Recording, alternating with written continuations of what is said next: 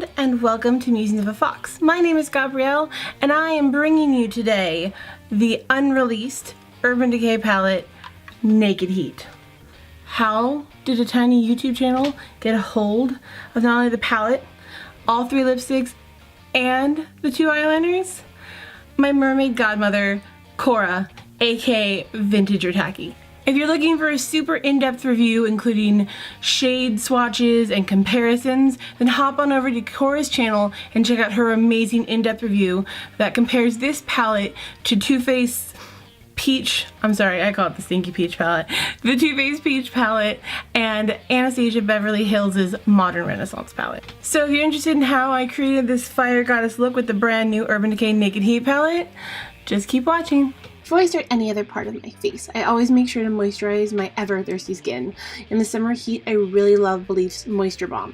Also, this stuff smells like lemon custard. It is just so good. I'm using my other HD Smashbox 24-hour photo finish eye primer, and you only need the tiniest bit. Alrighty, enough prep. Time to dive into this palette. It's so pretty. It's very Florida in the 80s. I think one of the pluses and minuses of this palette is how similar the colors are. Some colors are very similar, and so if you need a slightly lighter or darker version of a color, it's great.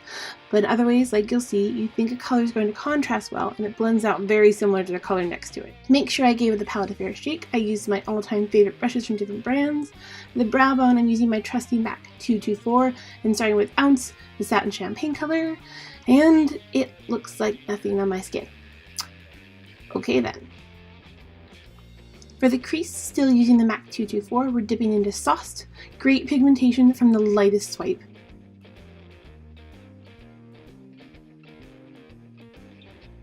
Sorry for that face, that would be my evil right eye watering the second the brush touched my eyelid.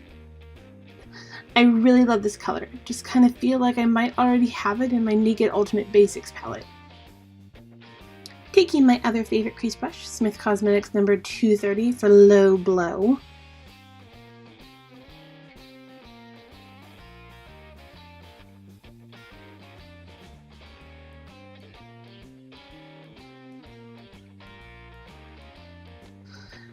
To blend the 2 colors together better, I took my much loved, to the point the lettering is worn off, angled shadow brush from Real Techniques.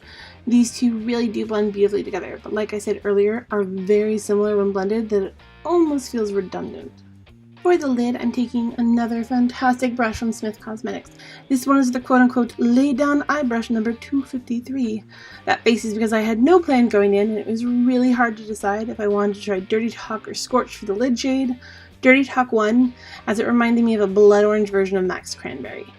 As you can see, despite picking up what I thought was a bunch of product, this eyeshadow was not quite as buttery or pigmented as I was expecting.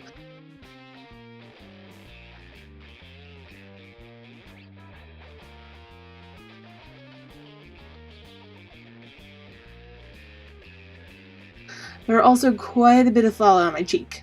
Just in this clip alone, I pick up product 4 times, and later on, after working the outer V, I ended up refreshing it again for a 5th time.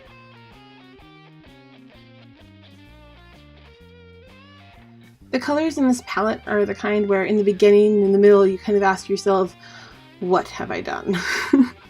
If you're planning to pick up this palette, I definitely recommend using something to catch your fallout. I really thought I could just brush it off like powder after baking, and well, you know. This is why I do my eyes before my skin. Moving on from that, I'm using my Furless Pro Pencil Brush for the outer corner, using Scorched. Very sparkly. Another situation similar to Sauced and Low Blow, the colors are almost too similar. Despite having different textures, overblending will cause mudding and the loss of the depth you were trying to create.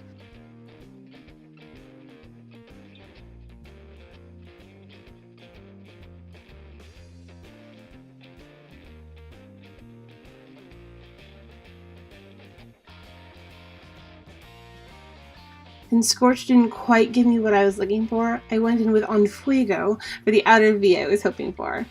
It kept it pretty light-handed with this color since I wasn't trying to go full sultry vamp with this look. After En Fuego, I grabbed the double-ended brush from the Naked Smoky palette and dipped into Ashes for some lash line definition. For this kind of look, I like to use the darkest color as a flick or batwing guide, but blended for a little bit of smoke. Smoke from ashes. That was terrible, and I apologize. Sort of.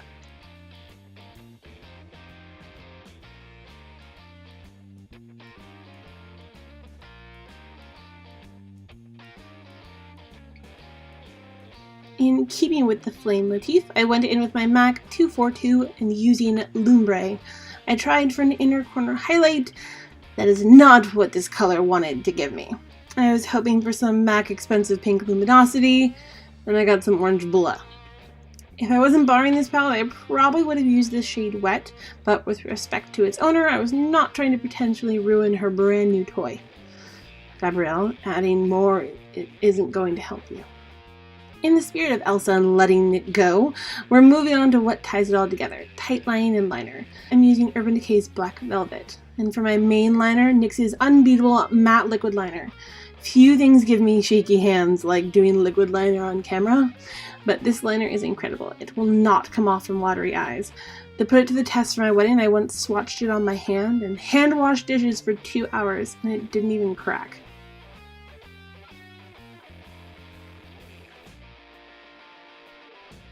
For precision, I like to take my Smith Cosmetics 205 angled liner brush, run the brush along the liner applicator, and really Batwoman wing it out. I honestly never feel quite right wearing makeup without some bold black liner.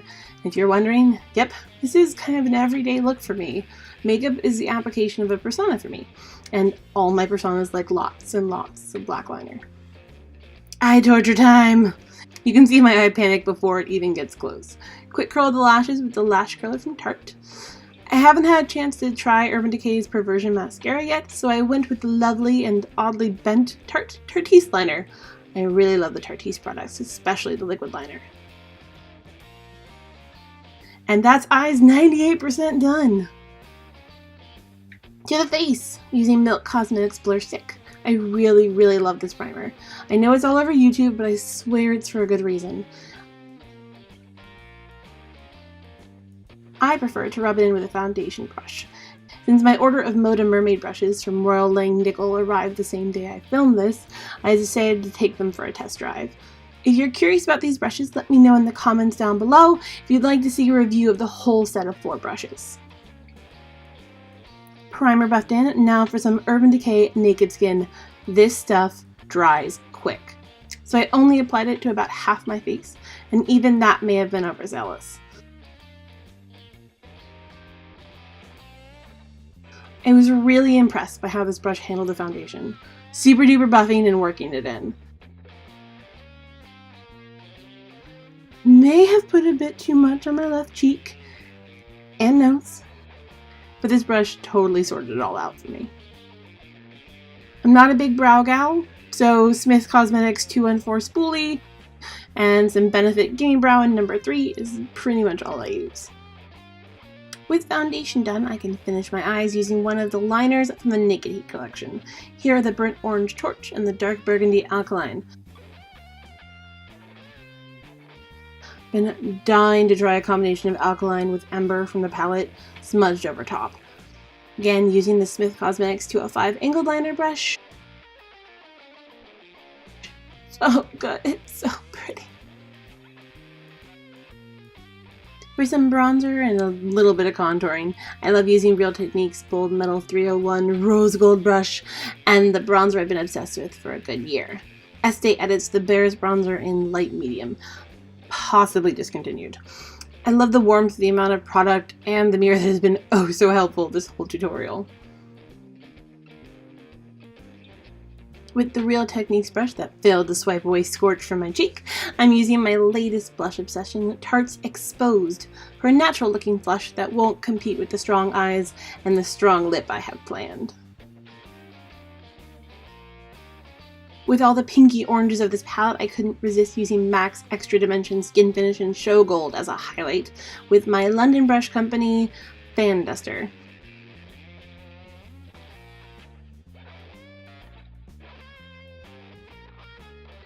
To make sure the skin finish is well blended, I went over it with another of the Royal Langnickel Moda Mermaid brushes. I was obviously feeling pretty pleased with the experiment so far, but there's obviously something missing. Delicious vanilla scented lip primer from MAC. Okay, I know you want to see the lipsticks. This collection has 3 limited edition lipsticks. Fuel, a peachy nude. Scorched, metallic burnt orange. And Heat, sparkly fire engine red. Obviously my mind was so set on Scorched I didn't even properly show Heat. Sorry. But again, that's why we have Cora's incredible in-depth review. I love, love, love Scorched as a lipstick. I already know I'm picking up 2 when the collection actually launches. It reminds me of a less intense lipstick version of Milani's Materialistic, and I am so very here for that. And ta-da! A fully fledged fire goddess.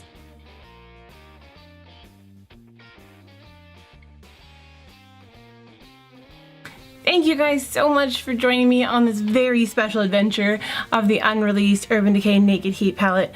I hope you enjoyed this. It's my first tutorial, and that you stick around my channel and check out my 2 other videos.